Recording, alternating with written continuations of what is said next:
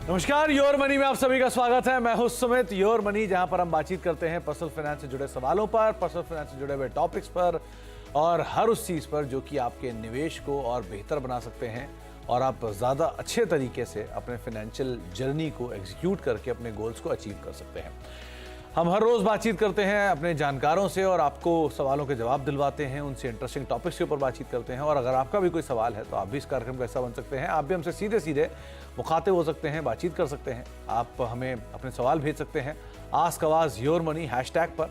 आप हमें ईमेल कर सकते हैं yourmoney@nw18.com पर और साथ ही साथ 7045220000 ये हमारा व्हाट्सएप नंबर है, जिस पर भी आप सीधे सीधे अपना सवाल भेजकर इस कार्यक्रम का हिस्सा बन सकते हैं।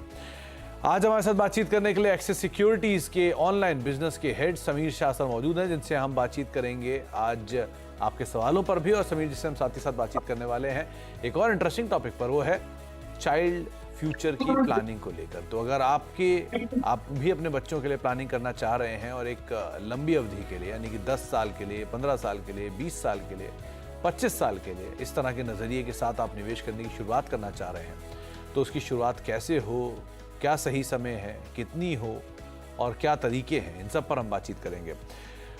समीर सर नमस्कार, स्वागत है कार्यक्रम में। पहले तो मार्केट्स में जब भी आम तौर पे कोई निवेश की शुरुआत करता है तो उसके कुछ ही गोल्स होते हैं। पहला अपना रिटायरमेंट, जो हमने आमतौर पे सवालों में देखा भी है। अपने रिटायरमेंट के साथ साथ वो दूसरा जो बड़ा प्लान करता है वो बच्चों की शादी होती है या अपने बच्चों के फ्यूचर के लिए होता है। मैं आज तीसरे टॉपिक को पहले उठाऊँगा। तो अगर किसी को अपने बच्चों की फ्यूचर के लिए प्लान करना है और थोड़ी देर हो गई है, मान लीजिए वो 10 साल ही रह गए हैं उसकी पढ़ाई के लिए या उसके किसी बड़े इवेंट के लिए, या 15 साल रह गए हैं जहां आपके पास समय ज़्यादा नहीं है लेकिन आप प्लानिंग फिर भी करना चाह रहे हैं, तो ये मैकेनिज़्म का कैसे इस्तेमाल करें? वैसे तो कहा जाता है कि जितना जल्दी शुरू करें उतना अच्छा, लेकिन अगर लेट हो गए तो क्या करें, पहला। और दूसरा, प्लानिंग कितनी ज़रूरी है किसी भी लेवल पर? सुमित जी, पहले तो धन्यवाद करूंगा, आपने मुझे आपके शो पे आमंत्रित किया। अब आपका क्वेश्चन था कि अगर लेट हो गया तो क्या। यहाँ पे लेट हो गया है तो कोई प्रॉब्लम नहीं है, थोड़ा ज्यादा इन्वेस्टमेंट करना पड़ेगा, अपने बजट को थोड़ा स्ट्रेच करके थोड़ा ज्यादा ये एक ऑब्जेक्टिव के लिए फंड एलोकेट करना पड़ेगा। तो आप जो भी टाइम लॉस हुआ है उसको रिकवर करने का थोड़ा चांस रहता है, यानी आपको थोड़ा स्ट्रेच करोगे तो आराम से आप अपने पूरा नहीं तो एटलीस्ट काफी करीब तक आप अपने गोल के काफी करीब तक पहुंच सकते हो। आ, यहाँ पे जब भी हम प्लान करते हैं ज्यादातर, सुमित जी, यहाँ पे मैं एक सेकंड थोड़ा टाइम इसमें लूंगा कि जब भी हम फंड का प्लानिंग करते हैं या एजुकेशन के लिए या शादी के लिए, कोई भी चीज के लिए करते हैं, तो सबसे पहले उसके उसके लिए जो पहला इंपॉर्टेंट स्टेप है वो क्लियर गोल सेट करना। अब ज्यादातर देखा क्या गया है कि वो गोल सेट नहीं होता है, गोल डिफाइन नहीं होता है। वो केस में जैसे एजुकेशन के लिए कितना लगेगा, मैरिज के लिए कितना लगेगा, अगर पेरेंट्स सोच रहे कि उनके बच्चे को बिजनेस सेटअप करने के लिए कैपिटल चाहिए तो कितना लगेगा, ये गोल सेट करना पड़ेगा। दूसरा जो स्टेप होता है वो बजटिंग करना। अब ये गोल अचीव करने के लिए हर महीने कितना पैसा इन्वेस्ट करना पड़ेगा जिससे उनका करंट जो मंथली बजट है वो उसमें ज्यादा क्या बोलते हैं दिक्कत ना आए या ज्यादा डिफरेंसेस ना आए। तो ये चीज एक ध्यान में रखनी चाहिए। तीसरा, जब भी हम इन्वेस्टमेंट प्लानिंग करते हैं तो हमें एक चीज ऑलवेज कंसिडर करनी चाहिए, वो है इन्फ्लेशन। आज की डेट में जब भी हमने ज्यादातर देखा है निवेशक जब भी ऐसे गोल सेट करते हैं तो एक जो बड़ा पॉइंट इग्नोर कर जाते हैं वो है इन्फ्लेशन। और जैसे आज की डेट में अगर एजुकेशन के लिए 25-30 लाख रुपया लगता है तो वो हिसाब से प्लानिंग कर लेते हैं, जबकि 15 साल के बाद जब एक्चुअल पैसे की जरूरत पड़ेगी तब इन्फ्लेशन के साथ उनको ज्यादा पैसे की जरूरत पड़ सकती है। तो ये तीन चीज जब भी आप फाइनेंशियल प्लानिंग की शुरुआत करें तब आपको ये तीन चीज ध्यान में रखनी चाहिए। और लेट या जल्दी, अगर आप बहुत जल्दी शुरू करते हो तो बहुत अच्छी बात है, अगर लेट हो गए हो तो कोई टेंशन लेने की बात नहीं है। यहाँ पे आप धीरे धीरे शुरुआत करके आगे पैसा बढ़ा लोगे तो एटलीस्ट पूरा नहीं तो काफी हद तक आप अपने गोल के करीब पहुंच पाओगे। तो समीर सर देखिए, ड्यूरेशन वाइज मतलब हम ये तो तय नहीं कर सकते कि किसको किस समय कितना शुरू करना चाहिए, लेकिन हाँ, हमने एक खाका ज़रूर तैयार कर लिया कि अगर आप मान लीजिए आज शुरू कर रहे हैं और आपके पास समय कम है, 10 साल या 15 साल या 20 साल या 25 साल? तो अगर इस श्रेणी में हम डालें तो कैसे कैसे प्लानिंग होगी, क्योंकि सबके लिए प्लानिंग अलग अलग तरीके की होगी, जल्दी वाले के लिए अलग होगी, लेट वाले के लिए अलग होगी। सो आप इसे कैसे कैटेगराइज करते हैं? सुमित जी, नेचुरली अगर आपके पास टाइम ज्यादा है तो सजेशन ऑलवेज ये रहेगा कि शुरुआत के सालों में आप 100% इक्विटी में जाए। जैसे 25 साल की बात करते तो 20 साल तक आप पूरा अपना इन्वेस्टमेंट जो भी एसआईपी करते हो वो इक्विटी में रखे, और 20 साल पूरा होने के बाद आप धीरे धीरे अपना एक्सपोजर इक्विटी से इक्विटी के साथ साथ डेट में बढ़ाए। और एटलीस्ट 1 साल पहले, जैसे मेच्योरिटी 25 साल है तो 24 साल के आसपास आपको अपना पैसा डेट, इक्विटी और लिक्विड में, डेट और इक्विटी और डेट से लिक्विड में भी पार्क करना चालू करना चाहिए, ताकि मार्केट की वॉलेटिलिटी आपके गोल को इम्पैक्ट ना करे। अब जब समय अवधि कम होती है तब हमारा ऑलवेज सजेशन ये रहता है, जैसे अगर आप 5 साल 10 साल बाकी और आप निवेश शुरुआत करते हैं, तो यहाँ पे सजेशन ऑलवेज ये रहता है कि आप अपना 70% इन्वेस्टमेंट इक्विटी में करें और 30% डेट में करें। जैसे जैसे आपकी अवधि बढ़ती, जैसे 10 से 15 जाते हो या 15 से 20 साल बचे होते हैं और तब आप इन्वेस्टमेंट स्टार्ट करते हो, जैसे 15 साल होता है तो जनरल सजेशन ये रहता है कि आप 85% इक्विटी में रखें और 15% डेट में रखें। सिमिलरली 20 साल में 90% इक्विटी में रखें और बाकी का 10% आप इक्विटी डेट में रख सकते हैं। बट ये इन्वेस्टमेंट का फिलोसॉफी होता है, जैसे जैसे आप एग्जिट आपकी निवेश की मैच्योरिटी की तरफ पहुंचते हो, वो टाइम पे आपको ये डेट का कंपोजिशन जो अभी प्रिस्क्राइब किया गया वो रखने की जरूरत नहीं, वहां पे आपको बढ़ाना पड़ेगा।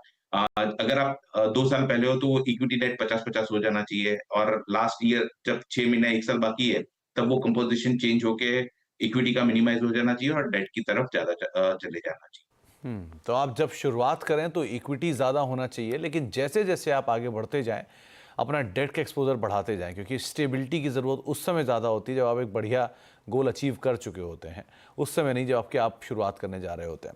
लेकिन समीर सर, इन दोनों के बीच में ना एक ऐसी अवधि भी आती है जब इक्विटी का एक्सपोजर भले आपका ज़्यादा हो और बाजार उस समय शायद उतना रिटर्न ना भी दे रहा हो, तो क्या इसमें तीसरा एसेट क्लास भी ऐड करने की ज़रूरत होगी थोड़ा और अपने आप को स्टेबल करने के लिए, अगर मैं अपना दायरा और बढ़ाना चाहता हूं तो? सुमित जी, अगर हमारी अवधि लंबी है तो आपने देखा होगा, कभी भी 10 इयर्स रोलिंग रिटर्न आप इक्विटी के देखोगे तो करीबन 15% सीएजीआर रिटर्न जनरेट करता है। जब हम इक्विटी मार्केट की बात करते हैं तो कभी ऊपर रहेगा कभी नीचे रहेगा, बट अगर हम एवरेज निकालेंगे तो हम यहाँ पे ज्यादा एक्सपेक्टेशन सेट नहीं करते हुए 12% अगर एवरेज रिटर्न के हिसाब से सेट करते हैं तो जनरली इक्विटी में मिल जाता है। बट अगर और सिफर साइड जाना है तो एक चीज और ऐड कर सकते हो, इसमें आप गोल्ड का एक्सपोजर थोड़ा ले सकते हैं थ्रू ईटीएफ, या आप मल्टी एसेट फंड के थ्रू आप अपना गोल्ड गोल्ड में भी एक्सपोजर बढ़ा सकते हो। ये एडिशनल एसेट क्लास ऐड कर सकते हैं। तो ये बात पूछने की वजह ये थी कि अगर आपको ये लग रहा है कि आपने बच्चों की प्लानिंग के लिए कोई चीज़ की शुरुआत की है और बाजार में आपके फंड का परफॉर्मेंस अभी अच्छा नहीं आ रहा है, नीचे आ गया है, तो घबराएं नहीं, क्योंकि 10 साल या 15 साल का सीएजीआर आमतौर पे 12 से 15% की रेंज में ही रहता है, तो घबराने की ज़रूरत नहीं है। अब बात आती है समीर सर, किस फंड के साथ शुरुआत करें, चाहे इक्विटी हो या डेट हो, 10 साल हो या 15 साल हो या 20 साल हो या 25 साल हो, नए निवेश की अगर शुरुआत करें तो कौन कौन से फंड्स पे ध्यान रखें? तो सुमित जी, यहाँ पे पहला सजेशन ये, हमारी सलाह ये रहती है निवेशकों को कि अगर हम बच्चों की प्लानिंग के लिए करते हैं तो यहाँ पे उनके चिल्ड्रन को ध्यान, children oriented specific category mutual fund में है, उसमें से शुरुआत करनी चाहिए। वहां पे दो रीजन है। पहला, ये इन्वेस्टमेंट जब भी ये फंड इन्वेस्टमेंट करता है तो टिपिकली दो कैटेगरी में डिवाइडेड होता है, इक्विटी फोकस और डेट फोकस। इक्विटी फोकस का मतलब होता है करीबन 60% से ऊपर इक्विटी में एक्सपोजर रहता है और बाकी का डेट में डालते हैं, और डेट फोकस में 60% एंड अबोव डेट या डेट रिलेटेड इंस्ट्रूमेंट में इन्वेस्टमेंट रहता है और बाकी का इक्विटी में रहता है। यहाँ पे जब आप चिल्ड्रन ओरिएंटेड म्यूचुअल फंड कोई भी स्कीम सिलेक्ट करते हो तो एक कैच है, वो ऑलवेज ध्यान में रखना चाहिए। पहला कि यहाँ पे एक लॉकिंग पीरियड होता है मिनिमम 5 साल का, या बच्चा 18 साल का नहीं हो सकता है, दो में से जो भी पहला आता है उससे पहले आप विड्रॉ नहीं कर पाते हो। ये एक चीज ध्यान में रखनी चाहिए। शुरुआत करने के लिए ये स्पेसिफिक फंड से करोगे तो एक बेनिफिट ये होता है कि जनरली हमने देखा गया है कि इन्वेस्टमेंट के साथ अगर इमोशनल फीलिंग्स आपकी अटैच हो जाती है तो बीच में ज़रूरत पड़ने पर आप उसको रिडीम नहीं करते हो। तो ऑलवेज़ सजेशन ये रहेगा कि शुरुआत इससे करें। बाकी फिर तो जो नॉर्मल ये सारे बाकी जो नॉर्मल म्यूचुअल फंड है, उसमें भी आप इन्वेस्टमेंट करके ये गोल के साथ आप अटैच कर सकते हैं। तो आपके सामने तमाम फंड्स रखे गए हैं। अगर आप अपने बच्चों की प्लानिंग या बच्चों के निवेश की प्लानिंग की शुरुआत कर रहे हैं तो ये कुछ आपके सामने नाम हैं जहां पर आप अपना निवेश की शुरुआत कर सकते हैं। अवधि आपको बता दी गई, कितनी ज़रूरत है उसकी वो आपको बता दिया गया, और फंड्स के नाम भी आपकी स्क्रीन पर, आप उसे फॉलो कर सकते हैं। अब सवाल जो आपका सिलसिला शुरू करते हैं और बातचीत करते हैं कुछ दर्शकों से भी। पहले दर्शक हमारे साथ पटना से मौजूद है, रवि प्रकाश साहब मौजूद हैं बातचीत करने के लिए। रवि जी नमस्कार, क्या सवाल है आपका? नमस्कार सर। नमस्कार रवि जी। सर हाँ सर, मेरा गोल है विदिन 50 ईयर्स मुझे अप्रॉक्स 5 करोड़ का कॉर्पोरेट करना है। करंट इन्वेस्टमेंट है मेरा 18,000 और मैं उसको बढ़ा के 30 to 32,000 तक करना चाह रहा हूँ। बेसिकली मुझे ये मनी मेरे डॉटर जो कि जस्ट 1 महीने पहले बॉर्न हुई है, मेरी वाइफ के लिए चाहिए। And I have the money for myself with my EPF and PPF and those things, but I wanted to get that 5 crore within a 15 to 16 years. It is possible to achieve. Ravi ji बस एक जिज्ञासा थी मेरी, आपने खुद भी बोला कि आप अपनी SIPs को और बढ़ा भी सकते हैं। क्या आपके पास पर्याप्त इंश्योरेंस और हेल्थ इंश्योरेंस है?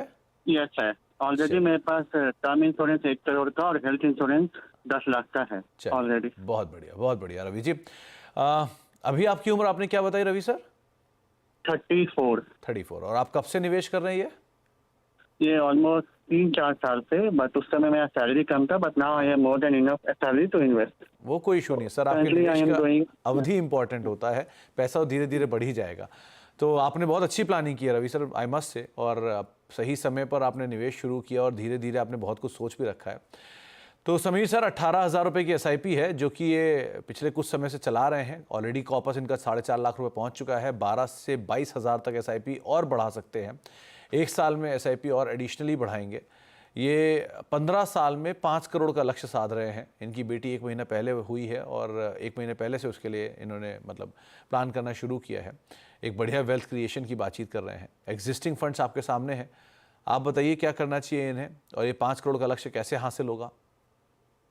तो रवि जी, पहले तो मैं आपको बधाई देना चाहूंगा कि आपने समय रहते अपना इन्वेस्टमेंट प्लानिंग स्टार्ट कर दिया है। हम काफी टाइम से लोग इन्वेस्टर से इंटरेक्ट करते हैं। हमने ज्यादातर देखा है कि इन्वेस्टर समय रहते स्टार्ट नहीं करते। आपने बहुत अच्छा काम किया, आपके पास अच्छा समय है, आप आराम से अपना गोल अचीव कर पाओगे। अब आते हैं आपके जो एग्जिस्टिंग इन्वेस्टमेंट है उस पे। अगर आप अभी फिलहाल आपका 18,000 का SIP चल रहा है और अगर हम अज्यूम करते हैं कि आप 22,000 का SIP और जोड़ते हो, तो आप अगले 15 साल में अगर 2 करोड़ 75 लाख के करीब का आपका AUM इकट्ठा होगा, 14% एवरेज रिटर्न निकलता है तब, राइट?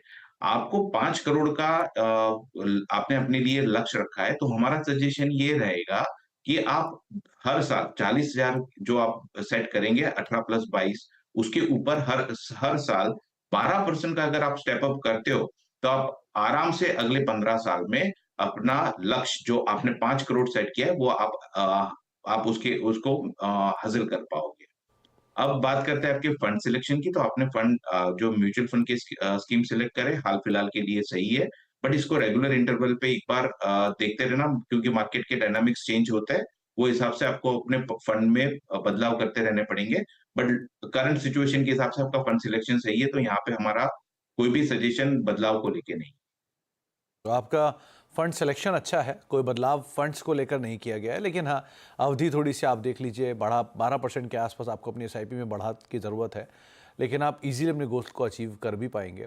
और बहुत अच्छी बात, आपने बहुत सही समय पर प्लानिंग शुरू की। तो रवि जी ये बहुत बढ़िया निवेश है, आप इसी को कैरी कर सकते हैं। अब बातचीत कर लेते हैं धीरेन्द्र जी से, जो कि हमारे साथ मौजूद हैं अरुणाचल प्रदेश से। झा साहब नमस्कार। नमस्कार सर। नमस्कार झा साहब, आप किसी कमरे में हैं क्या? आवाज़ बहुत गूंज रही है आपकी। नहीं सर, मैं बाहर हूँ सर, बोल। अच्छा, तो झा साहब क्या सवाल है आपका? सर एक्चुअली मैं अभी मेरी SIP 32,500 की मंथली चल रही है। ओके। और मेरा अभी पूरे फंड की वैल्यू 40 लाख के आसपास है। ओके। और तो मैं सर क्वेश्चन मेरा था जो मैं क्या इस फंड में मैं फर्दर निवेश करूं या कोई चेंजेस करना पड़े वो बताइए। और 10 साल में क्या मेरा गोल अचीवमेंट हो पाएगा कि नहीं? आपने गोल 2 करोड़ का रखा हुआ है, राइट? जी सर। चलिए, तो समीर सर, इनके पास करीब करीब 32,500। अच्छा, ये झा साहब, आप क्या SIP अपनी स्टेप अप कर सकते हो? अगर आपको राय दी जाए तो थोड़ा बढ़ा सकते हो? हाँ, थोड़ा बहुत बढ़ा सकते हैं, ओके। तो समीर सर, इनके पास 32,500 की SIP इनकी चल रही है ऑलरेडी। ये पोजीशन की 40 लाख तो ये पहुंच चुके हैं पोर्टफोलियो की वैल्यू, और 10 साल में 2 करोड़ का लक्ष्य साध कर चल रहे हैं। इन्होंने बस एक ही चीज़ जो मतलब मैंने ऑब्जर्व किया है कि इनके फंड में स्मॉल कैप थोड़े ज़्यादा हैं, तो हो सकता है इस वजह से इनके अभी के रिटर्न बहुत तेज़ दिख रहे हों। लेकिन आगे क्या ये एक सिचुएशन कैरी करेंगे? क्या करना चाहिए इन्हें? तो सुमित जी, पहले उनके लक्ष्य के बारे में बात करते हैं। तो धीरेन्द्र जी, आपने अपने लिए 10 साल में 2 करोड़ इकट्ठा करने का लक्ष्य रखा है। अगर आज की डेट में जो आपके 32,500 की SIP के साथ अगर आपका 40 लाख का पोर्टफोलियो जो है, अगर ये आप कंटिन्यू रखते हो अगले 10 साल के लिए, और आपका पोर्टफोलियो अगर 12% का एवरेज CAGR रिटर्न जनरेट करता है, तो आप आराम से अपना लक्ष्य 2 करोड़ को हासिल कर पाओगे। अब बात करते हैं आपके पोर्टफोलियो की। तो सबसे पहले आपके पोर्टफोलियो में एक चीज है जो मैं आपको बोलना चाहूंगा, वो है कि आपने 13 स्कीम सिलेक्ट करके रखी है। बहुत ही ज्यादा आता है, ये बहुत ओवर डाइवर्सिफाइड आपका पोर्टफोलियो है। आमतौर पे हम सजेशन यही देते हैं कि आप अपने पोर्टफोलियो में 6 से 7 स्कीम रखें, उससे ज्यादा ना रखें। ओवर डाइवर्सिफिकेशन करने से आपके रिटर्न पे भी इम्पैक्ट आ सकता है। दूसरी बात जो सुमित जी ने बताई वो है कि स्मॉल कैप की आपके करंट पोर्टफोलियो में स्मॉल कैप का लगभग आपने 3 फंड सिलेक्ट करके रखे हुए हैं। अगले 4-5 साल भी अच्छा परफॉर्म करेगा। बट जैसे जैसे आप लक्ष्य के करीब आते जाए, तब हमारा सजेशन ये रहेगा कि आप स्मॉल कैप से निकल के डेट की तरफ या लार्ज कैप की तरफ मूव करते जाए। अब आपके पोर्टफोलियो को लेके, जैसे मैंने आपको बताया 13 स्कीम है, उसको रिड्यूस करने की आवश्यकता है। हम आपको सजेस्ट करेंगे, जैसे आपके पास 2 फ्लेक्सी कैप है, पराग पारिक और आदित्य बिरला। तो सजेशन ये रहेगा कि आप आदित्य बिरला वाली फ्लेक्सिप वाली SIP स्टॉप करके आप पराग पारिक फ्लेक्सी कैप में मर्ज करते हैं। सिमिलरली आपके पास 2 लार्ज कैप के 2 लार्ज कैप के स्कीम्स है। सजेशन ये रहेगा, ये ओवरलैपिंग होता है पोर्टफोलियो का। सजेशन यही रहेगा, 2 में से एक आदित्य बिरला के साथ मर्ज कर ले।